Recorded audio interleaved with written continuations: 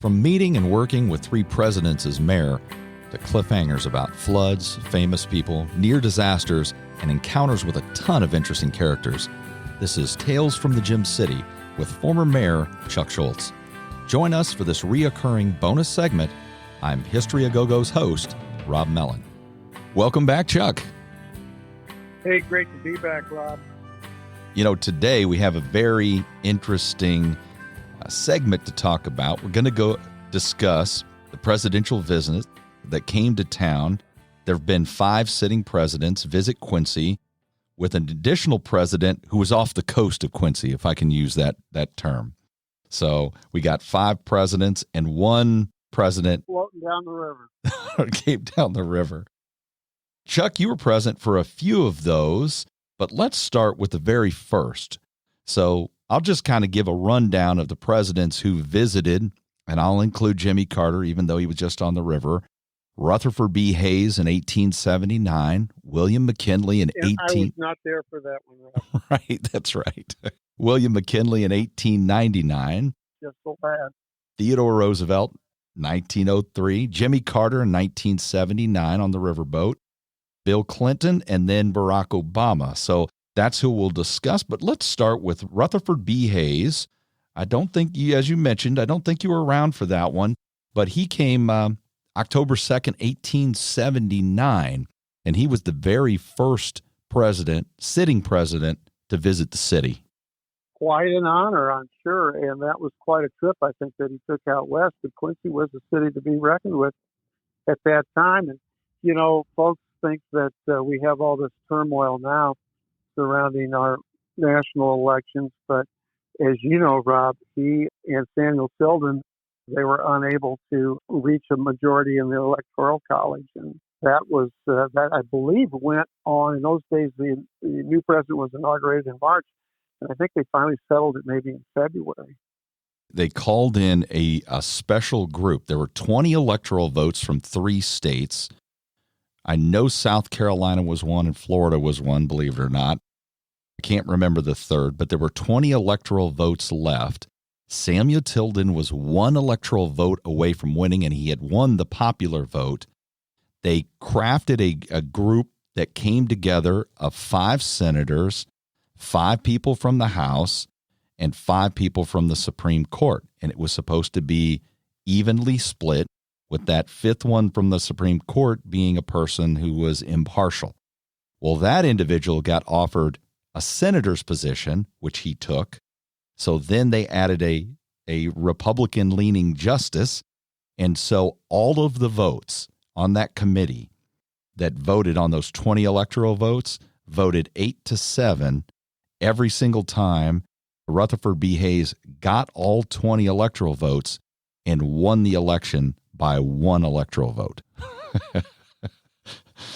And the deal was basically to end Reconstruction, and that had implications for a century of Jim Crow and discrimination. Incredible. Wasn't David Davis involved in that, Rob? Judge David Davis from Bloomington, Illinois, who was Lincoln's sort of floor manager at the 1860 convention. I'd have to check on that one. He may have been on the Supreme Court, right? Yeah, I think he was.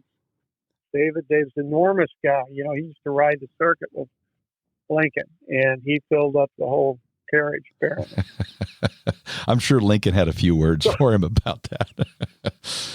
So Hayes is our first president to visit Quincy, so it had to be a very big deal for the community. Yeah, it was a huge deal, and I think in part, the fact that the election was so contentious, this was his way just to come out and try to soothe the situation, come out west, see some of these individuals. He brought General Sherman, the First Lady, and General Sheridan with him, and they all of them gave talks. General Sherman actually spoke longer than any others. The interesting thing about Hayes is he made this western swing. By the time he got to Quincy, he was supposed to be in Quincy at 4 p.m. He didn't get to Quincy until almost 6 p.m. He was really far behind. As I mentioned, these words that he were going to give, these are just kind of congratulatory, like, you guys are doing a great job. This is a great part of the country.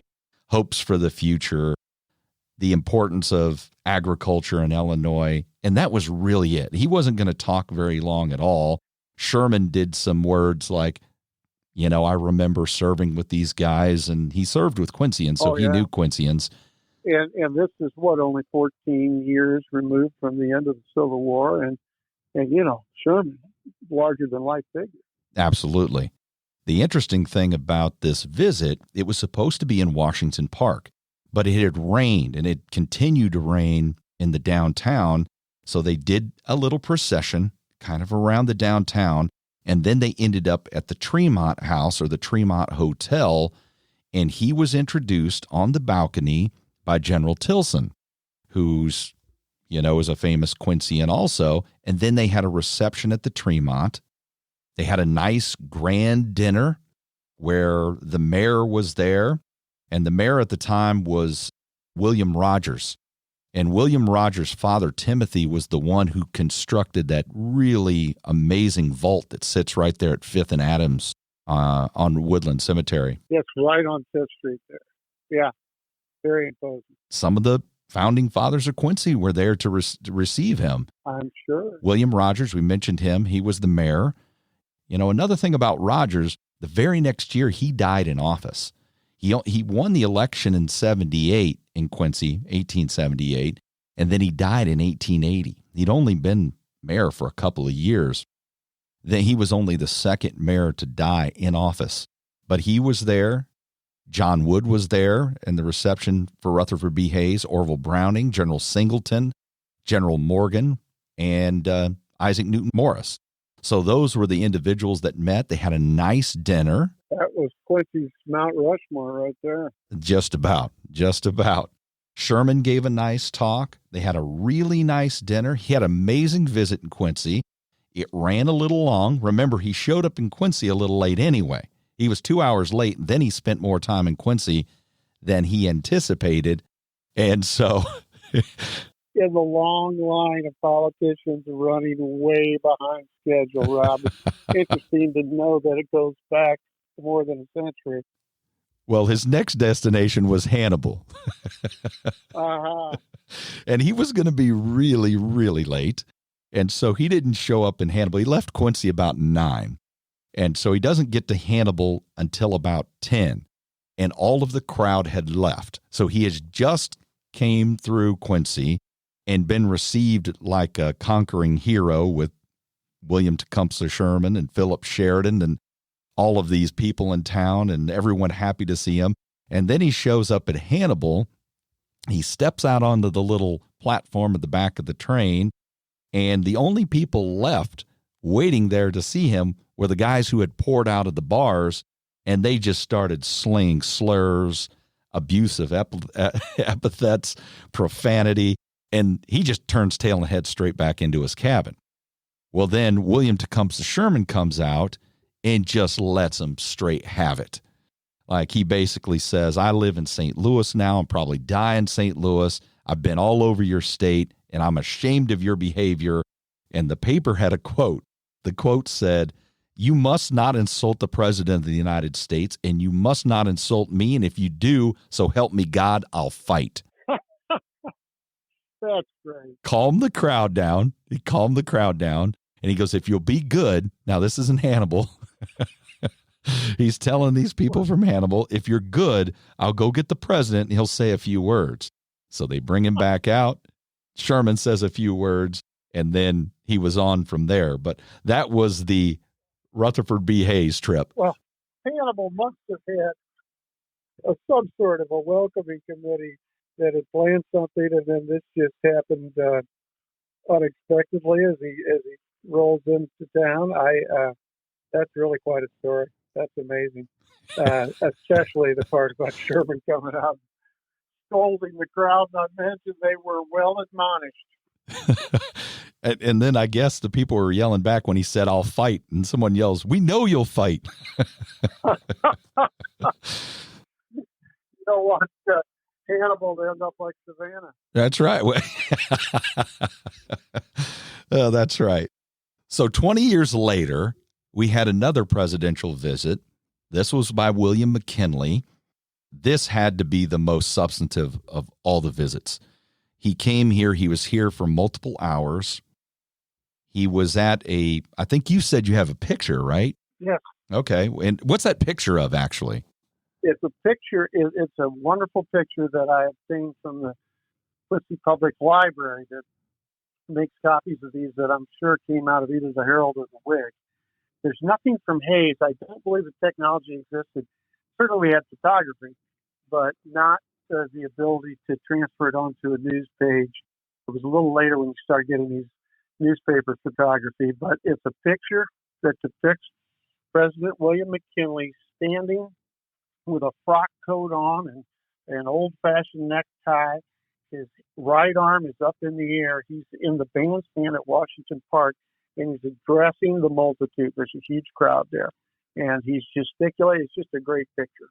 It's very presidential, and apparently the crowd would equals the Lincoln-Douglas debate. We always say is around 12,000. Yeah, at the time, I think they said this was the largest crowd ever assembled. Now, as I think me and you had the discussion before, this was the culmination of a huge street fair that had lasted. This was a Friday, had been going on since Wednesday. So it was almost like the culmination of a party. There was already people down there for this massive street fair. It was almost like a three-ring circus. They had magicians, trapeze artists.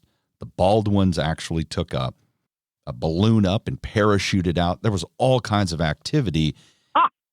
And you couldn't beat that. You cannot beat that. Before the sound heads of Europe. Yeah, if you could see, they would hang from the balloon with the trapeze and do things, and then they would. Yeah, he's really the pioneer on the parachute. That's incredible. That's got to be one of the busiest, most celebratory days in the history of the city. Absolutely, what a day! The Baldwins had Baldwin Park out there where Quincy High School is now, which was, I believe, originally General Singleton. That was quite an operation, and that's usually like the circus would come in on the railroad, which of course was about down around 2nd Street, and then they would take the old-fashioned circus parade with the elephants and the tigers up Main Street all the way to 30th and Main, and that was Baldwin Park, and that's where all the circuses would go in Quincy. There's a story from the old 19th century newspapers about the elephant that got loose in Quincy. It was on a rampage for, I think it was more than one day. More than a day? Yeah, and, went to people's gardens, and it was, kind of challenged to capture the elephant. Well, there's no question that crazy things have happened in the Gem City. So. Oh my gosh! But McKinley in Washington Park, President of the United States, really at his height politically, that would have been quite a deal. And we don't really know about the celebration was to coincide with that, or because of that, or just.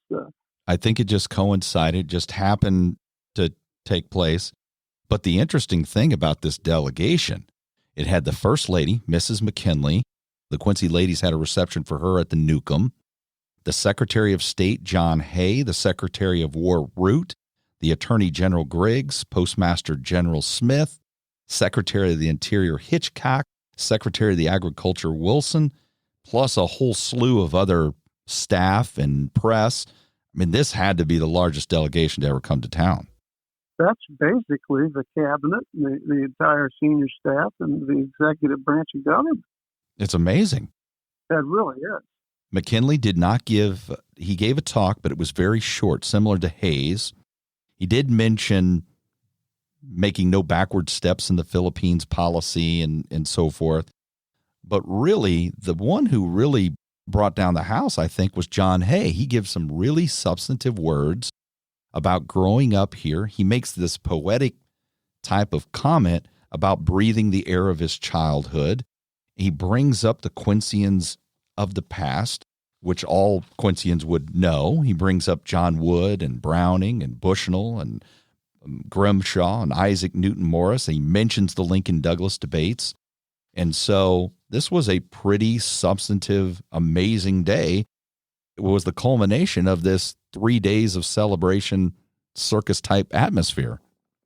That is incredible, Rob. And John Hay, as a native son who was born and raised in Warsaw, his father he might have been born in Indiana. They moved to Warsaw as a very small child, but his dad was a doctor. He's the town doctor of Warsaw.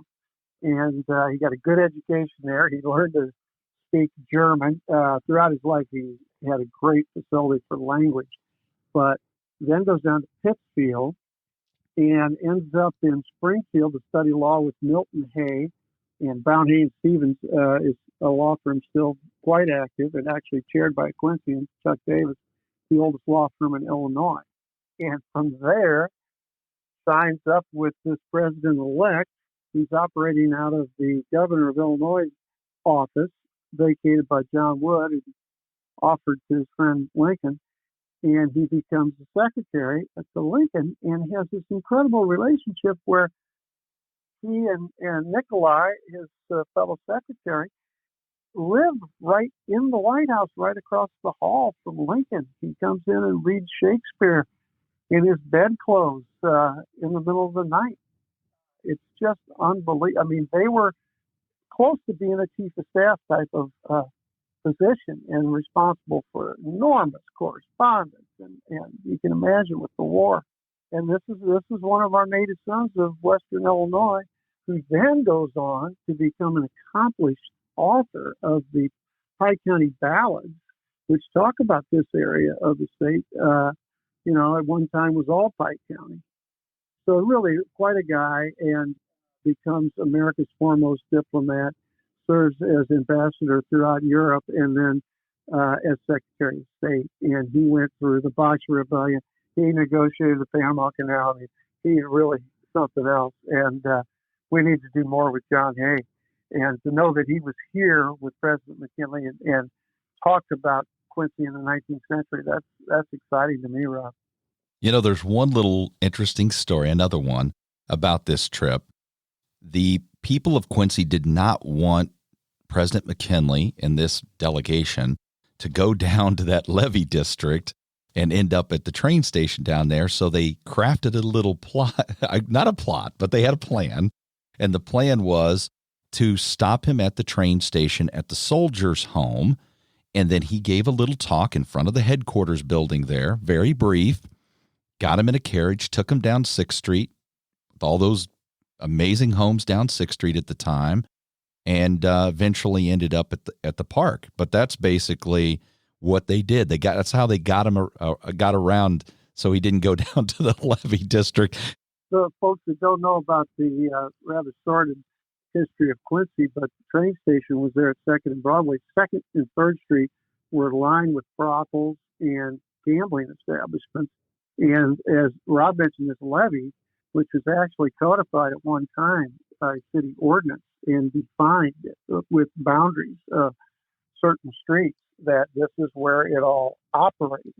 And of course, it was right by the train station because all the business people, sales, or whatever, whoever their customer base was, that was where they found it right as they walked out of the station. So they didn't want the president to be looking at the senior side of Quincy down there. I could understand that. So they took him to the soldiers' home. Well, you have to be thinking of those things. Absolutely. Now, when Roosevelt came, Teddy Roosevelt, he came in, I believe, didn't he? At 2nd and Oak, and then they had a procession over to the courthouse. He was at the Burlington station. They had built that other. We had multiple stations, yeah. Yeah, there was a brand new station. In fact, that's where McKinley left out of. So when Roosevelt came in 1903, he came into the Burlington station. Now, Roosevelt, that's the good segue to take us into Roosevelt. Roosevelt was only here about an hour. He only spoke at the event. He was only at the event for about 45 minutes. He came April 29th, 1903, Burlington Station. He got here about 11:20 in the morning. But here's the interesting thing about Roosevelt. Everything was completely on time. They commented as about that. Absolutely punctual. Everything ran absolutely on line and according to plan. The carriages lined up. Everybody got in the carriages. They went to where the courthouse grounds is Jefferson Square is what they called it, I think. back then. Of course, you can talk a little bit about the old courthouse, but that's where he spoke. Yeah, which was a magnificent courthouse. You know, it was Gothic. It looked like a state capitol architecturally. It dominated the whole square there, which was originally Jefferson Square, was originally cemetery there in the history of Quincy. But I guess we found that out recently with the addition of the jail. They discovered some bones. But they could have asked any of the Historical Society folks, Rob, and saved themselves the trouble. But nevertheless, that courthouse was imposing enough that I think he actually spoke on the other side of the street, and people stood in the street and then up on the lawn of the courthouse, because the courthouse didn't have a huge lawn because it was such a big building. That courthouse was destroyed in the tornado on April 12, 1945, along with the train station and St. Peter's Church and, Quincy's great tornado. Saloon number 9, I think, got it that day too. Yeah. Oh my gosh, it was devastating. But that's really the only one. So God willing. But I have a picture of he is standing 1 foot. They took 2 chairs, turned them toward each other, and had 1 foot on each chair. And he is kind of like McKinley. He's punching the air, gesticulating there, and it was a short speech. And then I think you're right, Rob. They went right to the train station and back. I believe he came from Galesburg and was headed off to maybe St. Louis. But what it made me think of was, even though he wasn't actually campaigning, but he had become president upon the death of McKinley. I'm sure he was thinking of 1904, and in the old days, like if you go to Indianapolis, Benjamin Harrison's home is there, which is a nice home. It looks like something you'd see maybe in Quincy's historic districts.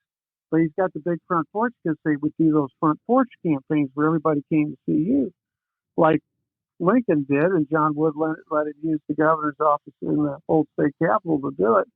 They would entertain these delegations from around the country. But Teddy Roosevelt, he was frenetic in life, a man of action.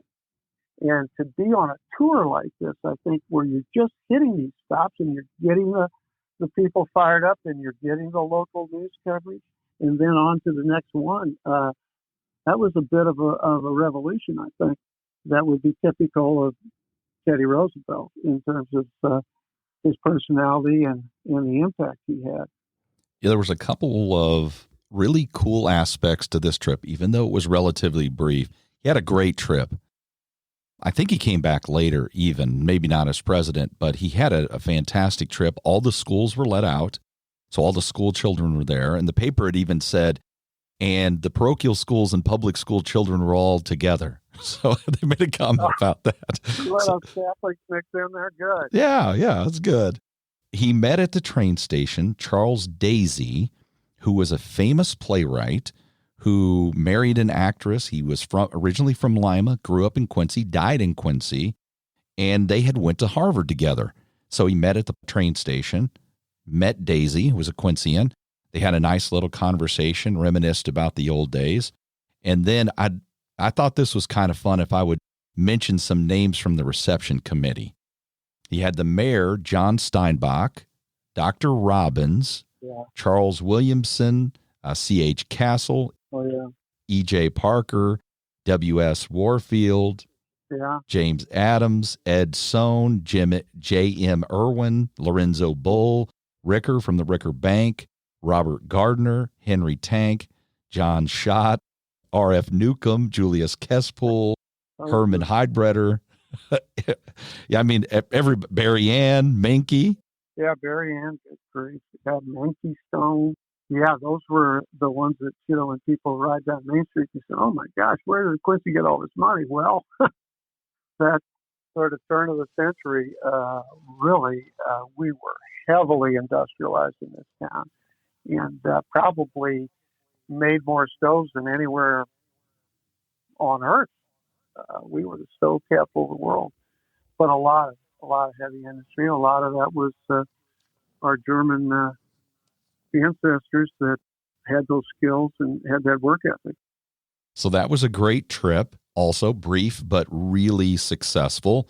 And then we had a long, long number of years before we had another even brush with a presidential visit, and that was with Jimmy Carter in 1979. He didn't really come to Quincy, though.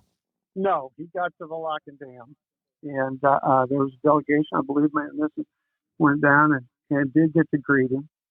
I can tell you that a couple of years later, as a young member of the Jimmy Carter delegation running to see him get renominated in 1980, I was all prepped to meet him outside the Air National Guard area at the Springfield Abraham Lincoln Capital Airport. They had us lined up in a particular order, Rob, and I didn't quite understand why. There were 6 of us. Right in front of me was Senator Vincent Musial from Carlinville. And so I'm all proud. I'm going to meet the President of the United States. I'm going to have maybe 30 seconds here. And what will I say? And he's talking to Senator Musial. He turned to me and he said, "Chuck, Rosen and I love coming through on the Delta Queen." And then, boom, he was on to the next guy. And I was completely tongue-tied, and he's gone. And I thought, what was that? And I found out later that one of his advanced techniques of political advance work, if you worked for Carter, was they lined you up in order, and he had a 3-ring binder in the plane that he would look at. And he had a picture of each of us and then his little thing. You know, he knew Vince was a state senator, he knew I was from Quincy, whatever. And then he's in the limo going down to the Hilton and looking at some other 3-ring binder. But advance, yeah, I am sure that, Rutherford Hayes and William McKinley and certainly Roosevelt had advanced people. They may not have been called that, but there's quite an art to it. And I got a chance to see it up close numerous times. And, some people are really, really skilled at it.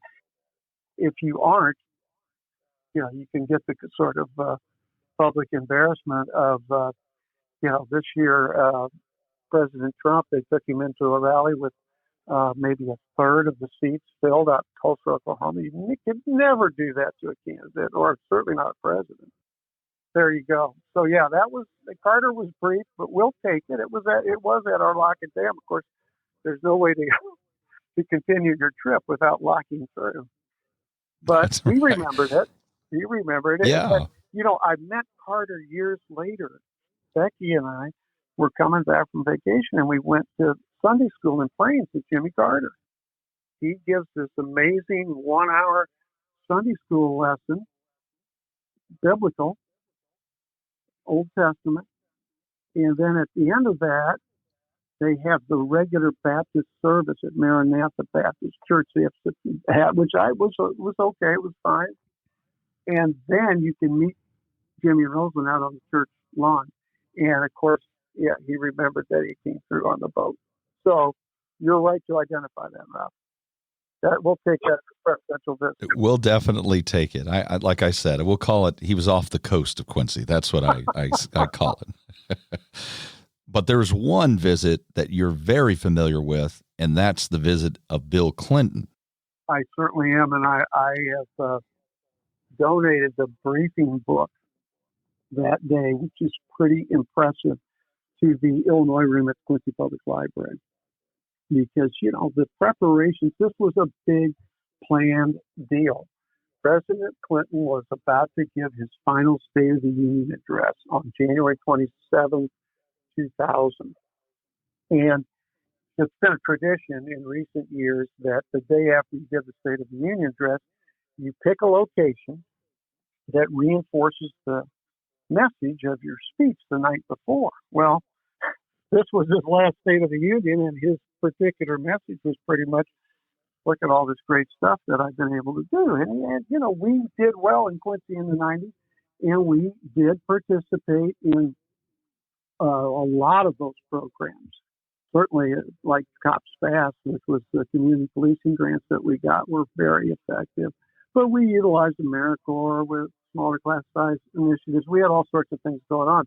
And of course, Clinton had come to our aid during the flood.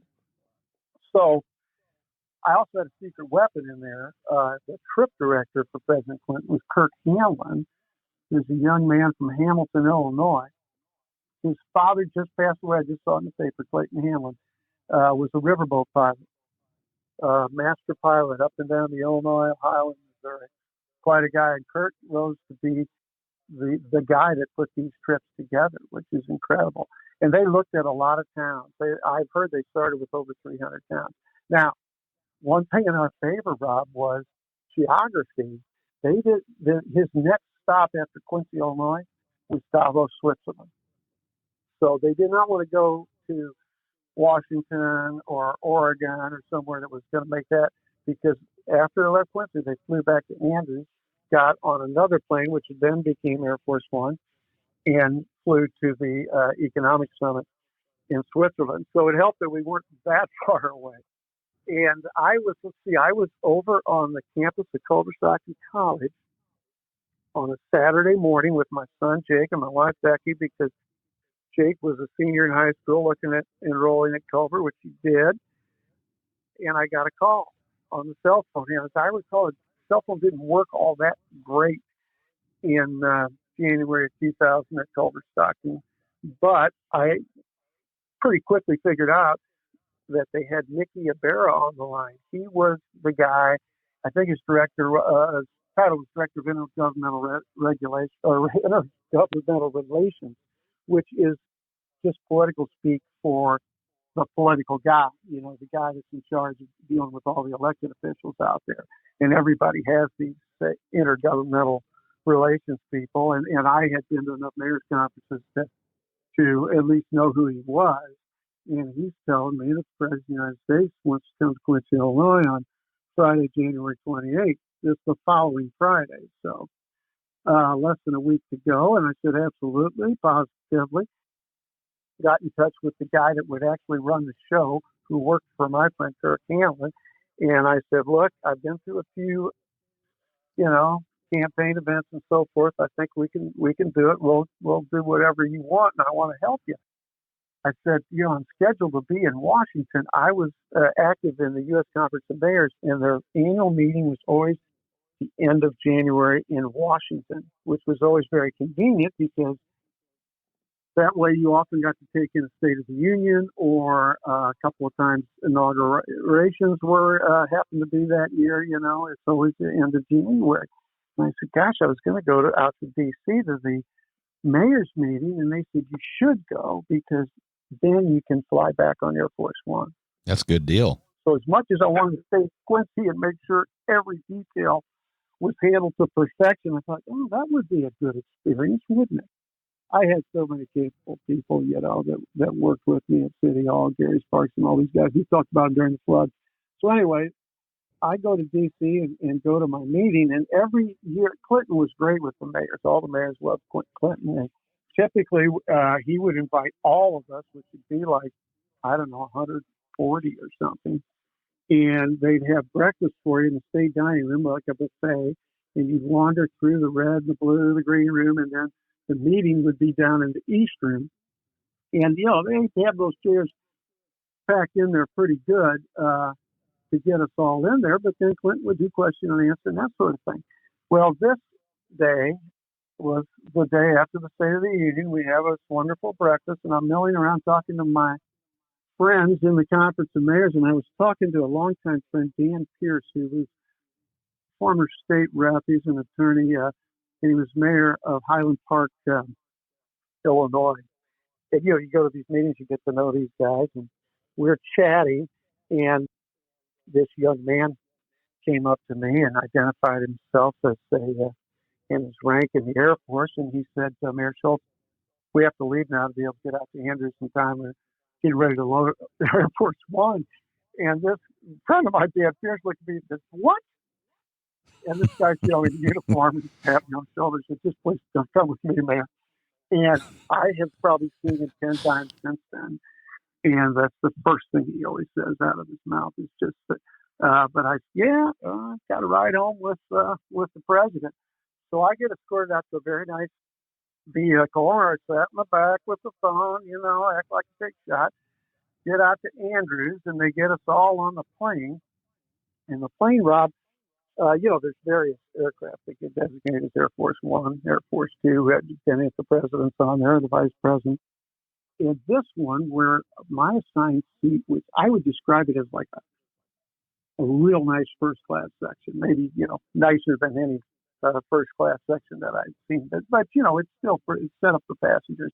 And that was where Senator Peter Fitzgerald, who was one of our two senators at that time, Congressman Holthoff from across the river, I'm trying to think, other members of the Illinois congressional delegation. I was just thrilled to be there. And of course, then the president, he comes out on Marine One, right? And so now he's landed and he comes on board. So he goes down the aisle, and I got a great picture of President Clinton, Senator Durbin, Congressman Evans, and myself. It was as he was kind of coming down the aisle, shaking hands with everybody. But we're all Georgetown University graduates. It really not that far off in terms of years of attendance and so forth. So I thought that was a pretty cool picture. But anyway, he goes back in forward cabin. We all sit down. We take off. They bring lunch, which is wonderful. And then this young man comes and gets me, and he says, Mayor, could you please come with me? And he takes me up to the forward cabin. Well, forward cabin, it's very, that's what you're thinking of when you're thinking Air Force One. Very nice. And apparently Clinton's habit was always to work on the way out, play cards on the way back. So this was the work part, and he needed to know everything about Quincy. Well, I kind of like to be asked those types of questions, Rob. So it's Lane Evans, Dick Durbin, John Podesta, Joe Lockhart, President Clinton, and me. And guess what? I'm doing all the talking as usual because he wants to know, tell me about Quincy. Well, of course, I have to start with, first of all, he said, who was the last president to visit Quincy? And I knew it was Teddy Roosevelt. And when I said that, he said, you've got to get this book by Janet Maslin. It's called River of Doubt. I just finished it, and you won't put it down. Well, you know what? I did get that book, and I didn't put it down. It's awesome. I'd recommend it to anybody.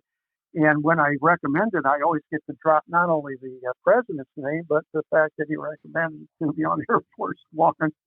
But, Janet Maslin, she's got a great Garfield biography, a wonderful Churchill book about his time in South Africa. It's anyway, so we talked about that, but he said, well, tell me about Quincy, tell me about the history. And I said, well, let's start with John Quincy Adams, America's greatest ex-president.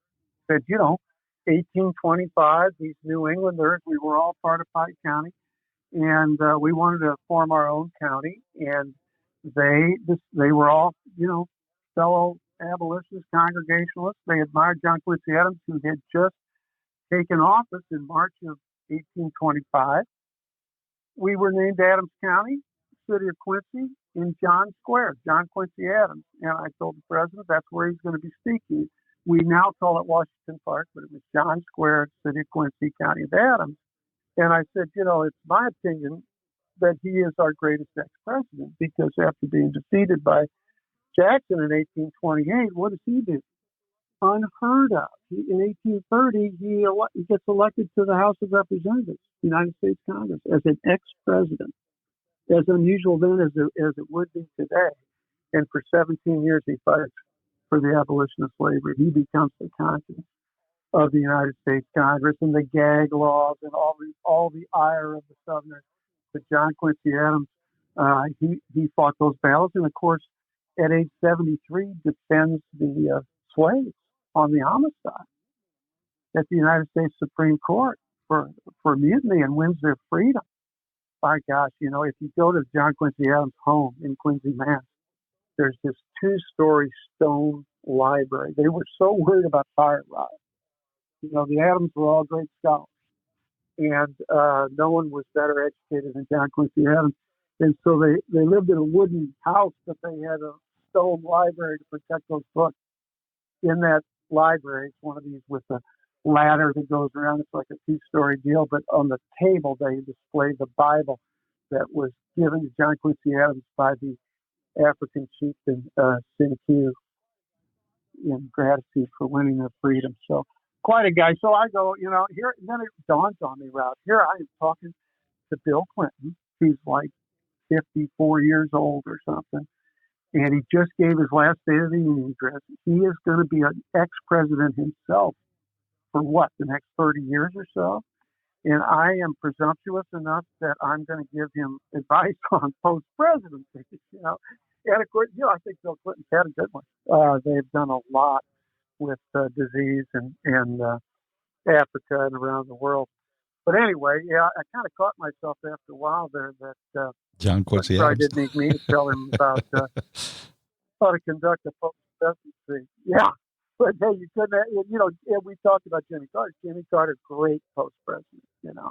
And some parallels with John Quincy Adams, both one-term presidents that, you know, maybe really weren't suited for the governing as much, but were brilliant and good men and accomplished much after they were president. So I went on to then explain to the president that because we had this ethic of, you know, which was unusual for Southern Illinois. You know, we know that in the past, well, as you know, Rob, a lot of Southern Illinoisans came through Kentucky like Abraham Lincoln, but they had a more Southern viewpoint than these New Englanders that founded Quincy, who naturally, it was the Underground Railroad. Well, we started when the Potawatomis were forcibly marched west and were sheltered in Quincy. I think that was 1837. And then, of course, the Mormons, under the order of extermination from Governor Boggs in Missouri, that walked all the way from far west Missouri all the way back east across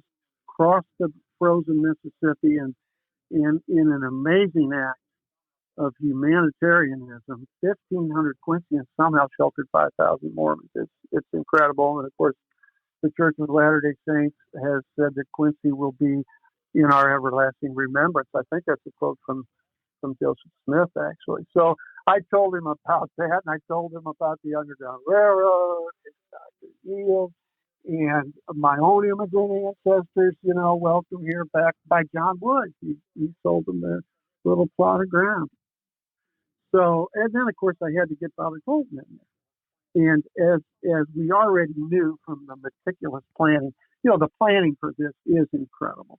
A surgical suite is set up at Blessing Hospital with the president's blood type. Yeah, the idea of being at 428 Main, where the rostrum was constructed, and looking out at somewhere between 24,000 people in the park, how do you secure that? Rob, they sealed off the square. Each corner had metal detection. You know, they had all the rooftops. It was really incredible. But our route was Main Street, because I insisted in the planning that as soon as we got to 54th, we jog over to Main Street, because this is my chance to show off my town.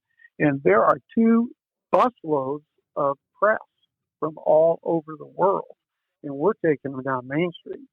And as you know, we spell it with an E, but it's still our main street, and it's the signature street for Quincy. And in fact, one of the, you know, enormous amount of volunteers go into putting something like this on. And with the Clintons, you always got a handshake from the president. Everybody that drove a van or, you know, was there to handle the press and so forth. And one of the volunteers told me this little guy from Newsday on Long Island kind of had a little stub of a cigar, old, hard-bitten guy. And he said, where in the hell did they find this place? It looks like you're on the set of a Walt Disney movie here. Does Beaver Cleaver live on this street? You know, but obviously that's what we want, you know. And we've been through that in campaign visits. You know, Dukakis spoke at the corner of 5th and Main because he wanted that Main Street USA, Midwestern, you know, the whole thing. And that was part of the plan. Well, I started to mention Father Tolton. Because we're coming in Main Street, I mentioned that we're going to go right past. There's a statue of Father Tolton right outside St. Peter's School. It's visible from Main Street. Well, we get in the motorcade. We get in. 428 Main, that most people would know as Granite Bank Gallery. That was sort of the operations center where that was our backstage. And then you would walk out, and we had a big stage set up there. Had a number of local people that we wanted to recognize and so forth. But in asking the White House communication people about how to introduce the president, they wanted to do something different. And they asked me about different people that I could think of in Quincy. And I told them a story about Kate Norris. Now, Kate, when she was in about fourth grade at St. Peter's, on Take Your Daughter to Work Day, she called me up and she said, my dad doesn't live in Quincy. And she noticed that I would drop my two sons off at St. Peter's in the morning. And she said, I don't think you have any daughters, do you? I said, no, I don't. She said, well, could I come to work with you on Take Your Daughter to Work Day? And I said, absolutely. So she comes to work with me, Rob. Cute as a button, And she's just doing whatever I was doing that day. And one of the things was to read to a class of probably first graders. And I always had these bookmarks with me because I'd emphasize the importance of reading and give these kids a bookmark, City Quincy bookmarks. So I'm getting ready to do that. And I thought, Katie, why don't you hand out the bookmarks?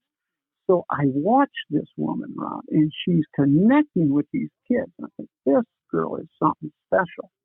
So it wasn't long after that I'm hearing about Katie organized a group of kids from her class to go visit people in nursing homes.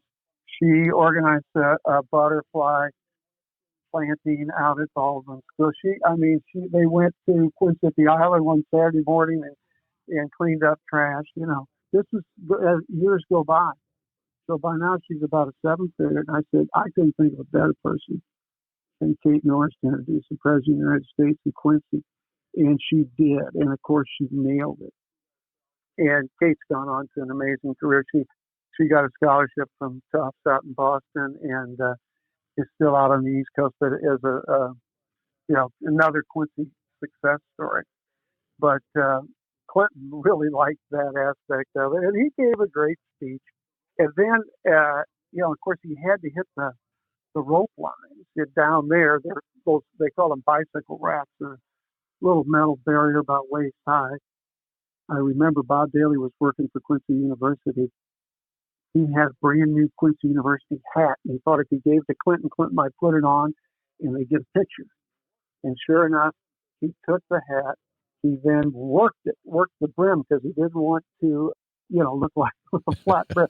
Which I think it's cool now, Rob, but it wasn't cool back then. But anyway, it ended up like front page of the New York Times with Quincy University, very visible. So Bob did some very effective marketing. So we got back into the motorcade. Of course, everything was sealed off on Main Street. But the president decided that he would stop in front of St. Peter's to see the Father Tolton statue. So that was unannounced to anybody other than the Secret Service had scoped it in advance, so they had been thinking about it. And I didn't know about it either, but it was a perfect place to stop, right there where the parking lot is in front of the church. And even though Main Street was sealed off, you can get in there from 24th Street through Madison Park there. So as we got out and started, he wanted to see the statue. You could barely see the statue, but the crowds, he had to do the handshake thing. And so we're gradually moving along the rope line there. And earlier in the day, this young man that was doing the advance work he gave me a little lapel pin. And he said, this pin, with this pin on, you can go anywhere. You can go anywhere today, okay? You're the only guy that's got this pin. You can go anywhere. And I go, that's great, thank you. And so I really wasn't worried about anything. And then we're walking along, and he's shaking hands, and I'm kind of waving, checking it out. And this lead guy, he grabs me, and he says, hey, I know I told you you could go anywhere, but that wasn't true. There's one place you can't go.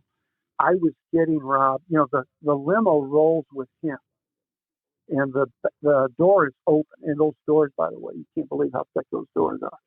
But the door is open so that there's always, there's one guy on either side of him, and something, God forbid, would happen. They pick him up, they throw him in the back, and it takes off. So you can't get between him and that open door, which I had. So the only place you could not go, you found it, Chuck. Yeah, and I found it. How about that? So eventually, people kept coming and going further east on Main there. This same guy said, Doug Schluter, great big a strong Quincy police officer. I saw him down the way there, and he said, "You're going to have your guy, instead of continuing to extend that rope east, we're going to have to make a right angle there and go straight south and just cut it there," because he said this man will shake hands all the way back to the airport, and which we know is quite a ways from Quincy, but I didn't doubt it because Clinton had been kind of cooped up. And you could tell, he was tired, I thought, when he first got on the plane because he'd done the State of the Union, had a reception after that, had the mayor's breakfast the next morning, but he was rejuvenated. He bounced back up those steps when we got back to the airport. So I think he's just, like a lot of these guys, Rob, he thrives on it. He really does. Anyway, I did want to get to, as we got out of that forward cabin, when we pulled in, Dick Durbin did an enormous thing for me because, we know that they're going to open up that door. And I had asked this lead advance guy, he said, what's the one thing you got to have? And I said, the only thing I really would love to have you guarantee me is when we come down those steps, first three people down there are my wife, Becky, and my sons, Charles and Jake. And they were. And I pretty much knew they were going to be out there. And when they open up that door, it's the seal of the United States, the seal of the presidency, and it's that big blue plane. And of course, the president's going to go out first. And I said, Dick, you go out first. Or, you follow the president. He said, Chuck, it's your time. You do it. And so me and Bill Clinton at the top of the steps with the seal right there, and the big blue plane behind us, and the Herald League took a nice big full color shot of that, which I prize is, all of us guys in politics have political pictures that we save. And that's that's my best one. Now, this guy I mentioned, Kirk Hannibal, as presidential trip director, he's got the best political picture ever that anyone ever had. He's got a picture and there's 5 people in it. 4 of them are presidents of the United States, and he's the 5th one. And they're all looking at him in rapt attention while he's talking. It's an action shot. Not a grip and grin picture. It's an action shot. He's the advanced guy, and they're all on Air Force One flying to Itzhak Rabin's funeral in Israel. Just like they have to know before they land or taxi in. Now we go down the steps. Do we turn right? Do we turn left? Who's going to be there to greet us? What's the protocol? Where do we go next? Whatever. So that's all part of the deal. So they're very interested in what Kirk has to say. So the 4 of them are sitting in sort of a semicircle, and they're all focused on Kirk as he's giving them this information. And of course, they're always taking these pictures. Like when Clinton was here, we had 2 official White House photographers, and they just one after the other. Because, after the speech, Rob, we had to have the grip and grin. We did it in Granite Bank Gallery, and I don't know, there's probably about 50 or 60 people. They set up a blue background with the flag and seal, and then, you kind of rotate through. I have to tell you with Bill Clinton, too, they sent me those pictures to ID them so that he could sign them.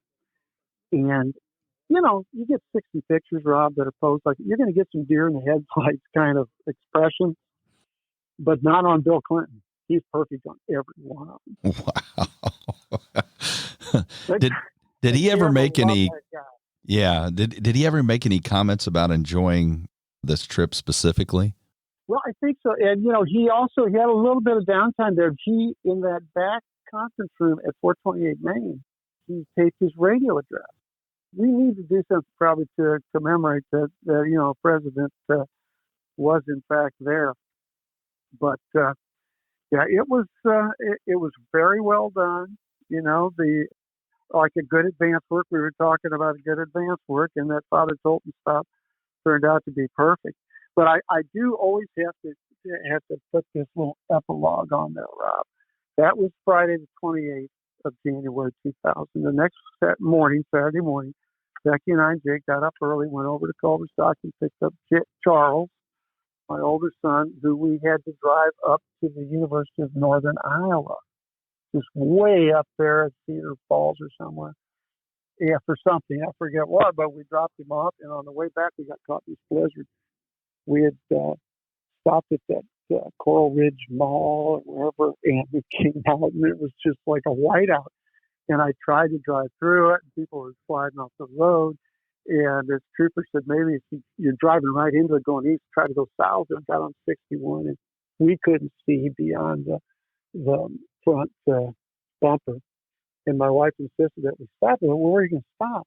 And I said, okay, the first decent place. So we get to Wapello, Iowa, and the only accommodation is the Royale Hotel, which it looked like no one had stayed there since probably the Truman administration. And it wasn't Royal, Rob. Yeah, well, I didn't assume. Yeah. So anyway, I said, oh my God, we're 30 miles from Burlington. I know I'm only going 10 miles an hour, but I know they got a Holiday Inn Express in Burlington. And so pride goeth before the fall, and we got through town, and I slipped. Thank God nothing was coming the other way, but we ended up down this ditch. And thank God, there was a trooper there. No, you'll never get it towed out. And I said, I got to have my car. And it turned out I knew that the sister of the tow truck driver. We had a Quincy connection. So anyway, we get out, but we can't go anywhere. And we go back, and we get to meet Roy and Elle. Now, although Roy never got out of the Barca Lounger, Elle checked us in there, which kind of was their living room deal. We get back to this room, Robin, and it was, oh my God. First of all, it was freezing. And so I couldn't get Roy up. The Statler brothers were on. But he was saying, well, he threw it real hard and then hit it, and one of those deals. Not to be too indelicate, but when I told this story to the Saints Club, I said it's the kind of place where if you call the front desk and say, I got a leak in the sink, they say, go ahead. So I need a rim shot on that, Rob. So anyway, I could put that in. we had meat there, and I said, "Is there any place that we?" Well, no, I guess you'd get something up at the gas station. So we're trudging through this blizzard. I'm not even going to drive the car again, and we go up to the gas station, and it's here's what they got to eat is that hot dog that's been going around for about 3 weeks on that step. Oh, that's delicious. And some stale coffee. And we sit down at that little booth that they have, and I swear I look over at the newspaper rack, and there on the front page of the Daily Hawkeye from Burlington is me in Clinton, full color front page above the fold from yesterday in Quincy. And I looked at my wife and I said, the Lord makes us humble. Yesterday, I had breakfast in the state dining room of the White House. I had lunch on Air Force One. And tonight, I'm having supper at the Come and Go Convenience Center in Wapello, Iowa. So I am back down to earth, Rob. My 15 minutes were definitely over at that point. Well, there was one more visit to wrap it up today, and that was... Well, you're right. Barack Obama. Who was known to Quincy as our senator, when he had been a state senator and ran in 2004.